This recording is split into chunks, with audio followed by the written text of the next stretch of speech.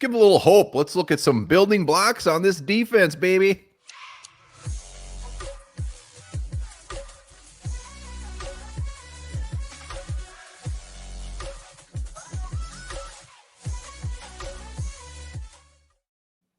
All right, welcome back to the Onebar and Lupagus show. I'm Onebar with Lupagus. We're going to take a look at the current roster and the future as far as what defensive players could be real nice building blocks. Yeah, really looking at this team moving forward as they continue this competitive rebuild, whether you want to hear that word or not.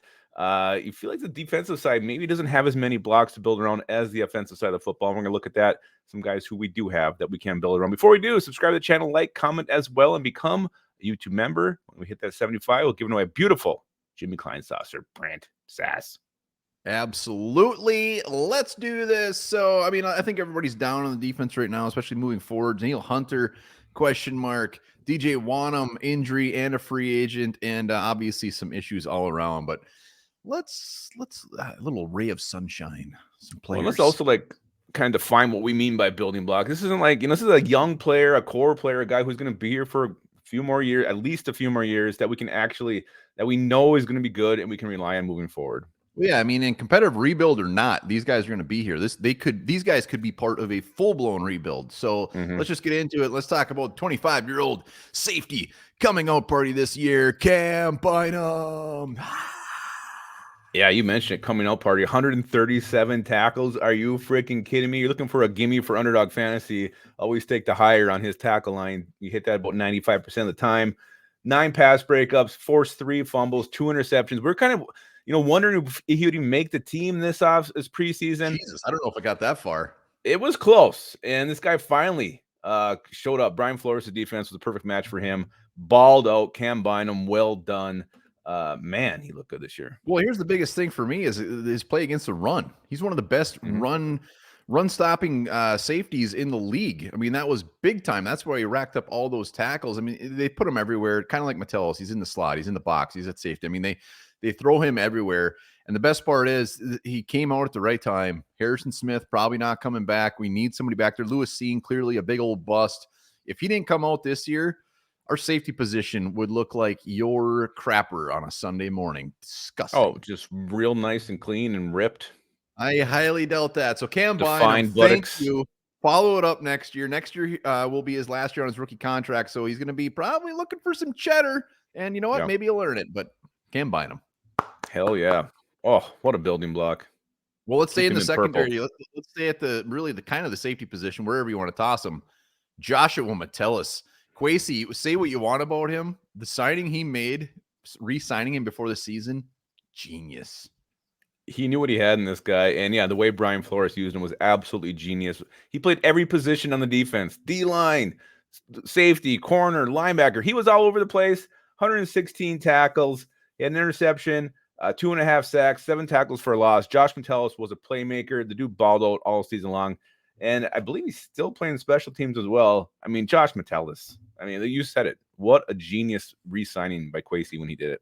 Metellus is he's our silver bullet on defense. I mean, he is the secret weapon. What's another analogy? Give me something. He's their secret sauce. Jelly on the peanut butter sandwich.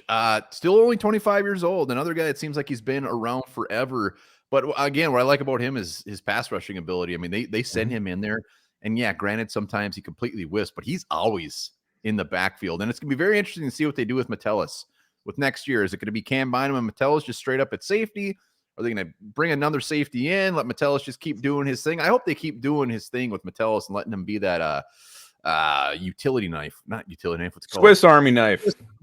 What's a utility knife? It's where you just cut like cardboard or tile. So Metellus and Bynum still 25. And they're going to help the secondary, which is going to need a lot of help. Yeah, Metellus really should have been voted to the Pro Bowl this year. He got snubbed, but he is an alternate, so congratulations to him getting some love for his play. I think he actually led the fan voting in safety, so well done, Josh Metellus. Trigger alert, talking Pro Bowl. Yeah, well, you know what? This is when you use it, when you're trying to hype somebody up. So we don't need to hype Metellus up. We love him. Who else is on the list? Well, we got to go with the a couple of rookies. Let's move off the secondary for a second. Let's go to our undrafted rookie linebacker, Ivan Pace Jr. Over 100 tackles, 2.5 sacks. I mean, he comes in too short. He's too small. His arms are too short. Doesn't matter. Ivan Pace Jr. is a playmaker and a guy I'm excited to see take a big step year 2. And I know you've kind of been a little bit more less excited about jumping on his future, but I think the dude's just going to continue to get better. No, I'm a big Ivan Pace guy. I'm just trying to get not trying to get my hopes up to where it's unrealistic expectations. See, my issue with Pace is I don't know if my expectations were so low. I'm excited what he's doing, or he's just really that good. And we're going to find out in year 2 because, I mean, coverage, surprisingly, he actually wasn't that bad. He had some very good plays, and then he had some very bad plays. Same thing with run defense. He would step up some games, and other games he would look damn near silly. But he's a rookie. He exceeded expectations. He should have been out there. 3 sacks. Here's my concern is, like, moving forward right now, next year, if we're going off of who's on the roster, it could be Pace, Patrick Jones, Asamoah, and like a rookie edge rusher or Andre Carter. So Pace needs to be the man. And at least you can feel good about Pace doing what he did last year. I mean, you're not going to expect him to take a huge step backwards. What I love about Pace, you don't always see it during the game, but when you start seeing these clips of his plays, after the game, when you see these little clips on Twitter, the dude would be like going through 2 blocks. I mean, he had 2 guys and he'd get through it somehow, make the play. He did that over and over again. So he's just got a knack for getting off blocks. And when I see him get off a block, I get off a little bit. Hell yes. Like I said, I mean, he's got Daniil Hunter next to him. He's had Jordan Hicks next to him a lot of the year. DJ Wanham had a good year. It's going to get a little bare back there. So Ivan Pace, let's go, baby. Maybe gets a couple of big old boys up front, big bellies up front who can free up some blocks, get him some more space too.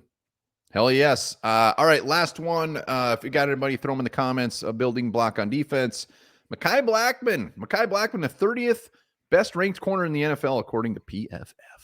Also made their all-rookie team with Ivan Pace Jr. Yeah, Mekhi Blackmon, I mean, kind of a quiet, not a super flashy rookie season, but he did have an interception, had some tackles as well. But what was most impressive about me, it never looked too big for him, right? It never looked like he was overwhelmed, like he didn't know what the hell to do. Caleb Evans didn't know what the hell he was doing out there. Mekhi Blackmon was always, he didn't always make the play, but I mean, at least the stage wasn't too big for him, and I'm excited to see what he can do year 2. I don't know where he's going to end up. Is he ever going to be an outside corner? Is he going to be in the slot? I tend to think he'll be a slot guy. I think he'll be starting. I know that. I think they'll throw him on the outside for sure. I mean, 28 receptions, 285 yards, and 2 touchdowns against him this year on 48 targets. Not too shabby for a rookie. And I think he'll be starting week 1. I think we got something with Mr. Mekhi Blackmon. I'll be curious if Byron Murphy's even back. I mean, Mekhi Blackmon might actually be our number 1 corner next year. Wow. And he's a 3rd-round draft pick. So again, Kwesi, we got to give him love. I mean, give him a lot of hate, but this one looks like another big old home run for Kwesi on this one.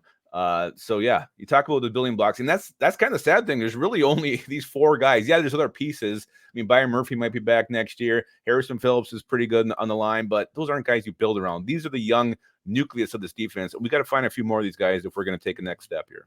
Yeah, let's hopefully like a Jay Ward, Theo Jackson, some of these guys step up and continue to add pieces to this defense. I'm glad you mentioned home run. I'm looking at all my home run balls from high school I got up here. I should have put those back here for the next show.